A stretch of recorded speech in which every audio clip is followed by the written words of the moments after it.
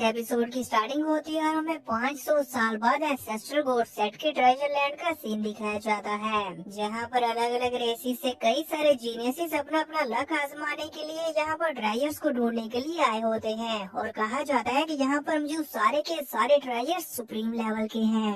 और इससे भी ज्यादा हैरानी की बात यह है कि वो ट्रेजर्स अपने मालिक को खुद चूज कर रहे उसके सामने अपीयर होते हैं। इसीलिए यहाँ पर मौजूद ये सभी लोग अलग अलग जगहों पर जाते हुए अपना अपना लक आजमा रहे थे कि काश कोई ट्रेजर हमारे लिए भी अपीयर हो जाए। इसी दौरान हम डीमन रेस के दो जीनियस को देखते हैं, जहाँ पर एक अपने दूसरे साथी से कहता है, तुम यहाँ इस ट्रेजर लैंड पर पिछले मिलियंस ऑफ ईयर्स से आ रही हो, पर तुम्हें कोई भी ट्रेजर नहीं मिला, इसलिए तुम्हें गिव अप कर देना चाहिए। उसकी ये बात सुनकर दूसरा डीमन आंसर करते हुए कहता है, हाँ, अगर मेरे लिए सिर्फ एक ट्रेजर अपीयर हो जाए।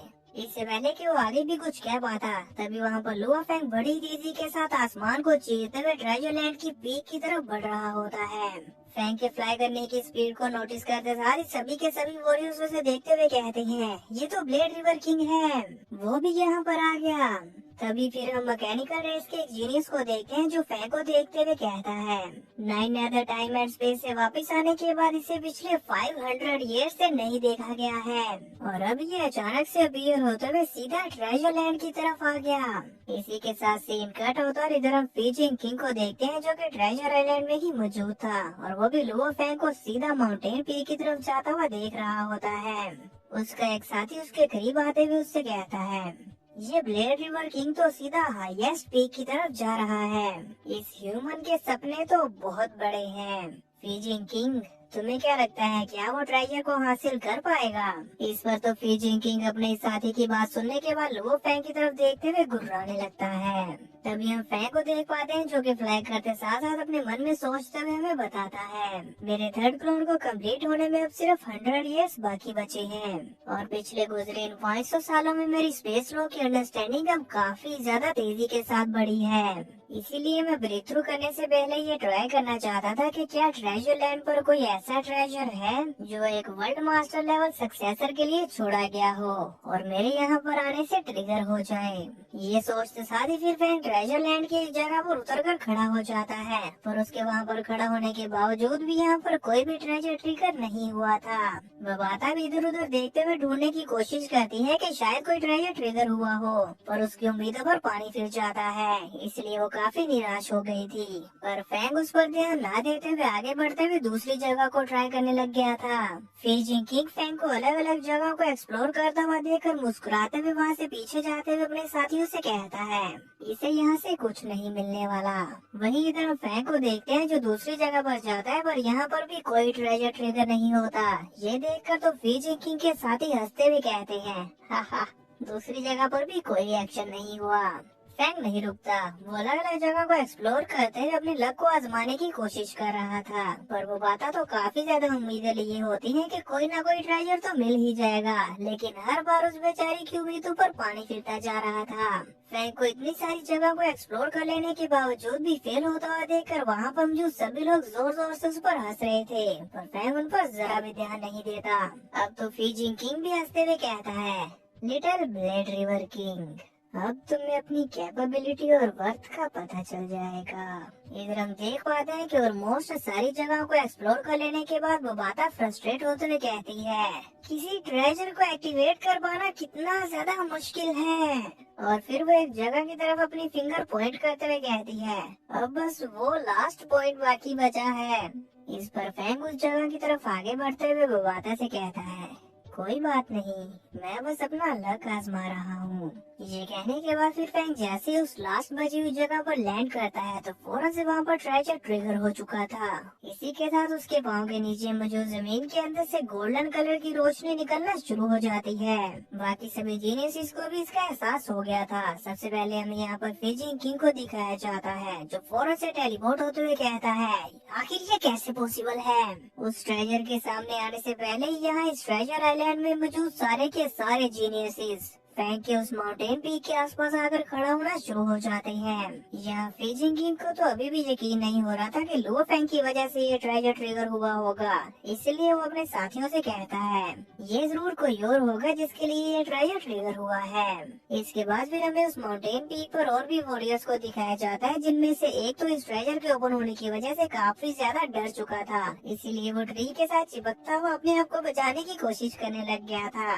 पर फिर ट्रेजर को ओपन होता हुआ देखकर वो खुद को संभालते हुए कहता है मैंने इस ट्री को टच किया है, ये ट्रेजर मेरे लिए ओपन हो रहा है। जिस पर एक दूसरी वॉरियर उसके पीछे से तेजी के साथ फ्लाई करते हुए आकर उसे एक जोरदार किक मार के हवा में उड़ा देती है और कहती है नहीं, ये ट्रेजर मेरे लिए ओपन हुआ है।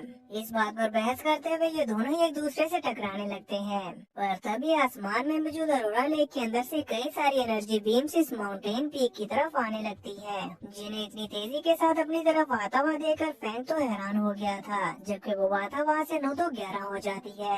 हमें दिखाया जाता है कि ये सारी की सारी एनर्जी बीम्स ट्रेजर के ट्रिगर हो जाने के बाद उसे सामने अपीयर करने के लिए यहाँ इस जमीन पर उतर रही है, और उनके यहाँ पर उतरते साथ ही एक एनर्जी की लहर दौड़ जाती है, जिसमें यहाँ पर मौजूद सारे के सारे फजूल वॉरियर्स जिनके लिए ये ट्रेजर ट्रिगर नहीं हुआ उन्हें उठाकर बाहर पटक देती है।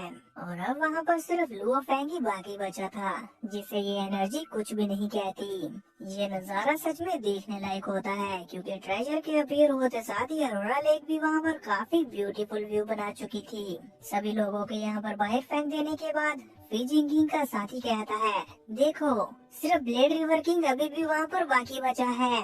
तभी फिर इधर हम फैंग को देख पाते हैं, जिसके आसपास अरोरा लेक की वो सारी की सारी एनर्जी फ्लो कर रही होती है, पर फैंग को उससे जरा भी इफेक्ट नहीं हो रहा था, इसलिए फैंग खुश होते हुए कहता है तो इसका मतलब कि ये ट्रेजर अब मुझे बिलोंग करता है। वो खुश हो रहा होता है कि तभी उसके नीचे की जमीन फट पड़ती है और वो ट्रेजर सामने अपीयर होना शुरू हो गया था।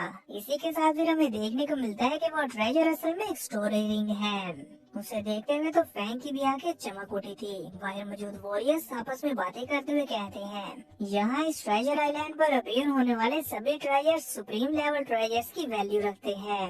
मैं देखना चाहता हूँ कि आखिर इस स्टोरी रिंग के अंदर क्या है।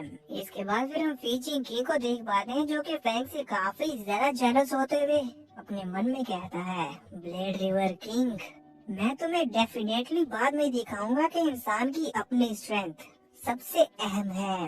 आखिर कब तक तुम ट्रेजर्स पर रिलाय करोगे। इतना बोलकर वो वहाँ से मुंह मोड़कर चला जाता है। इधर हम फैंग को देखते हैं, जो कि उस स्टोरी रिंग को अपने हाथ में लेते हुए अपनी स्पिरिचुअल पावर को डालकर चेक करने लगता है कि उसके अंदर क्या मौजूद है। हमें देखने को मिलता है कि वो स्टोरी रिंग असल में वर्ल्ड रिंग होती है। फैंग उसके अंदर पहुंच जाता है तो बोबाता और डोका भी उसके साथ वहाँ पर अपीयर हो गई थी। फैंग इस वर्ल्ड रिंग के अंदर मौजूद ट्रेजर को देखकर हैरान रह गया था, जबकि बोबाता उसे देखते हुए खुश होते हुए कहती है ये तो एक flying palace type precious treasure है। इस पर तो फैंग भी हैरानी के साथ कहता है एक फ्लाइंग पैलेस टाइप, ये तो स्काई वुड फ्लो लीडर के जैसा है। इस पर बोबाता उसे कहती है करेक्ट, और फिर वो तेजी के साथ उसके करीब जाकर उसे नजदीक से देखने लगती है। साथ ही साथ वो फैंग को बताती है कि ये एक एंशिएंट शिप है जिसका नाम है सिल्वर फैंटम। ये कहते हुए वो इस शिप के साथ सेल्फी लेते हुए फैंग को आगे बताती है ये एक टॉप क्लास हैवी ट्रेजर के लिए क्वालिफाइड है। जब तक तुम स्टार टावर को कंट्रोल करते हुए उस पर सफर करने के काबिल नहीं हो जाते, उससे पहले ये तुम्हारे लिए एक बेहतरीन स्पेसशिप होने वाली है और इससे तुम कहीं भी सफर करके जा सकते हो। ये कहते साथ ही फिर वो आता उस स्पेसशिप को अपने कंट्रोल में लेने के लिए उसे एक्सेस करने की कोशिश करने लगती है। वो स्पेसशिप एक्टिवेट तो हो जाता है, लेकिन वो बाता उसे एक्सेस नहीं कर पाती और इसमें नाकामयाब हो गई थी। इसलिए वो बहुत ज्यादा हैरान होते हुए कहती है क्या कनेक्शन फेल हो गया। तो अब वो जल्दी से फैंग के पास आते हुए उसे बताती है इस एंशिएंट स्पेसशिप के पिछले ओनर ने इसकी एक्सेस परमिशंस के लिए इसके ऊपर एक पासवर्ड लॉक सेट किया है। अब सिर्फ मैं इसके सीक्रेट पासवर्ड को क्रैक करने के बाद ही इसकी एक्सेस परमिशंस को ओपन कर सकती हूँ, लेकिन इस तरह के सीक्रेट पासवर्ड्स का मेरे डेटाबेस में कोई रिकॉर्ड नहीं है। ये कहते बोबाता बहुत ही ज्यादा उदास हो गई थी।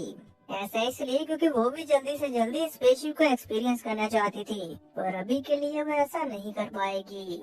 ये जान लेने के बाद फिर फैंग स्पेसशिप से मिले हुए इस मैसेज को लेकर अपने मास्टर क्यूरियोसिटी लॉर्ड के पास आ जाता है, उनसे इस बारे में और भी ज्यादा इन्फॉर्मेशन लेने के लिए। और फिर जैसे ही फैंग उन्हें ये सब कुछ बता देता है तो क्यूरियोसिटी लॉर्ड उससे उस मैसेज को लेते हुए उसे रीडेबल लैंग्वेज में ट्रांसलेट कर देते हैं।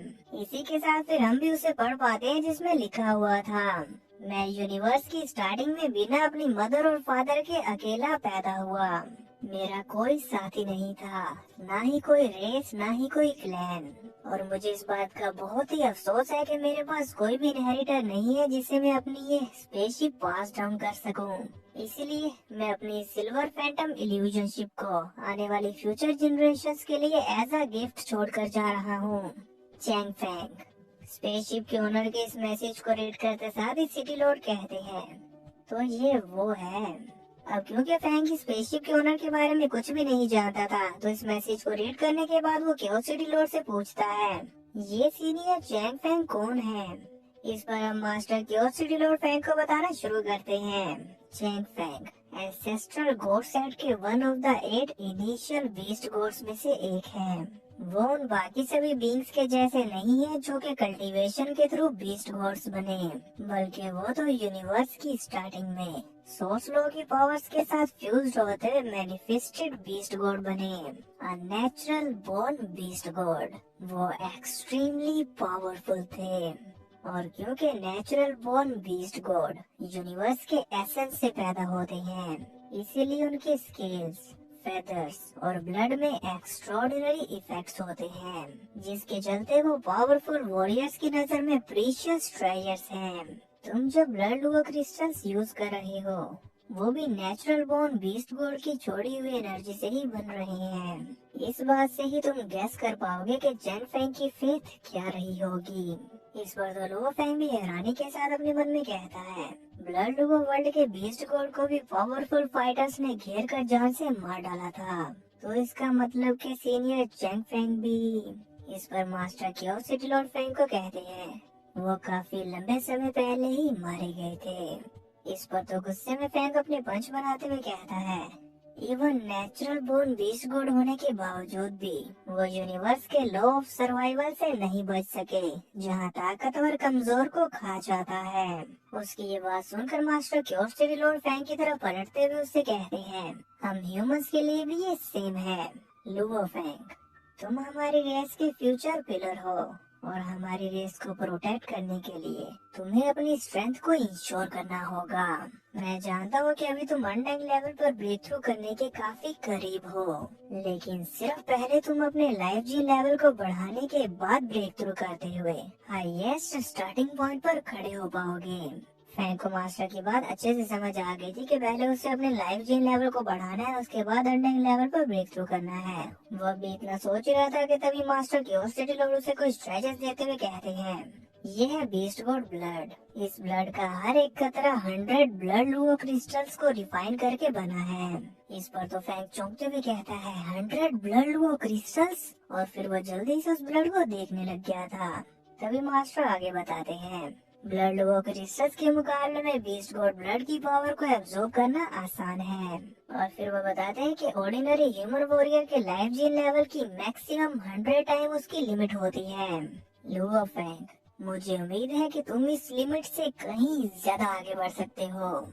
यहाँ हम देख पाते हैं कि अपने मास्टर की बात सुनने के बाद और बीस्ट गॉड ब्लड को देखते हुए फैंग काफी ज्यादा हैरान हो रहा था, पर फिर वो मास्टर की बात पर यस करते हुए उन्हें रिस्पेक्टफुली ग्रीट करता है। इसी के साथ उसे एहसास होता है कि उसके इनर वर्ल्ड के अंदर उसकी थर्ड क्लोन बॉडी का एग हैच होने वाला है। इससे तो वो बहुत खुश हो गया था। और फिर नेक्स्ट सीन में हमें दिखाया जाता है कि लुओ फैंग अपने इनर वर्ल्ड में मौजूद है, और उसकी गोल्डन और बीस्ट बॉडी, मूशा बॉडी और उसकी ह्यूमन बॉडी भी यहाँ पर है। फैंग अपने सामने मौजूद इस थर्ड क्लोन के एग को देखते हुए कहता है, मेरा ये थर्ड क्लोन जल्दी ही पैदा होने वाला है। हमें देखने को मिलता है कि उस एग के अंदर बहुत ज्यादा क्रैक्स आने लग गए थे, और इस एग का साइज काफी ज्यादा मैसिव होता है। फैंग उस एग को इस तरह से हैच होता हुआ देखकर अपने मन ही मन कहता है, मेरी इस थर्ड क्लोन बॉडी का वॉल्यूम कितना ज्यादा बढ़ता जा रहा है। क्या पैदाइश के वक्त ऐसा हो सकता है? देखने में लग रहा है कि ये पहले ही एक समंदर है। फैंक इतना कहते हैं कि तभी थोड़ी देर बाद वो एग भी हैच हो जाता है और उसके अंदर से वाकई ही नाइन डार्कनेस सी अपीयर होता है, जो कि फिर धीरे धीरे करके एक बॉडी की शेप लेने लग गया था। बवाता और हैवी एरो किंग तो इसे देखकर बहुत ही ज्यादा खुश हो रहे होते हैं। अपने इस थर्ड क्लोन की बॉडी को फॉर्म होता हुआ देखकर लुओ फैंग कहता है, ओह, मेरा थर्ड क्लोन तो flash and blood type life form है। उसके इतना कहते साथ ही हमें दिखाया जाता है कि फैंग का थर्ड क्लोन पूरी तरह से अपनी फॉर्म लेकर क्रिएट हो चुका होता है, और जैसे ही वो फैंग के इनर वर्ल्ड में पहला कदम रखता है तो हमें दिखाया जाता है कि वो इतना ज्यादा जॉइंट है कि गोल्डन और बीस्ट उसके सामने एक छोटी मक्खी से भी छोटा है। उसके वहाँ से फैंग के इनर वर्ल्ड में कदम रखने से ही वहाँ तूफान सा उठता है और पूरा का पूरा इनर वर्ल्ड शेक कर रहा था। फैंग की ह्यूमन बॉडी और मूछा बॉडी खुद को संभाल रही होती है, जबकि वो